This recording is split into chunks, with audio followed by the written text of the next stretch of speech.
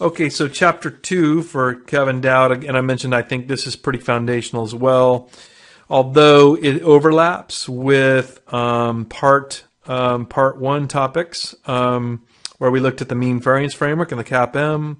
So in the traditional approach, we model financial risk in terms of only the two moments, expected return and variance. And the appeal of that is it's parsimonious. We only need the two parameters. And we are validated in using the normal distribution, and when we're talking about the average under the central limit theorem. We looked at this before in topic 1.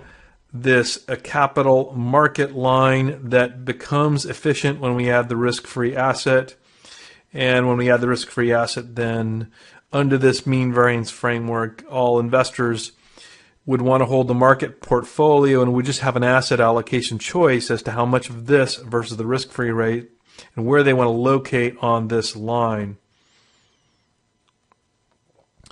But the normality assumption is only appropriate if we're dealing with a symmetric distribution. So and also if we don't have heavy tails, or our definition of normal tails is kurtosis of 3. There are other definitions, but that's the one we tend to use. So Dowd makes the point that if our distribution, however, is skewed or has a heavy tail, then the normality assumption is inappropriate. And Dowd observes what our other authors observe, that in most of financial returns, this is not a valid assumption. So in most cases, our normality assumption is not justified. Dowd then just briefly goes through 3 frameworks: mean variance, value at risk, coherent risk metrics, and these are in a hierarchy of sort of, from Dowd's perspective, sophistication and superiority. So this is the mean variance of the straw man. He introduces that only to set up its weaknesses. And value at risk then improves on that. But then value at risk has got a problem. Specifically, it's not coherent.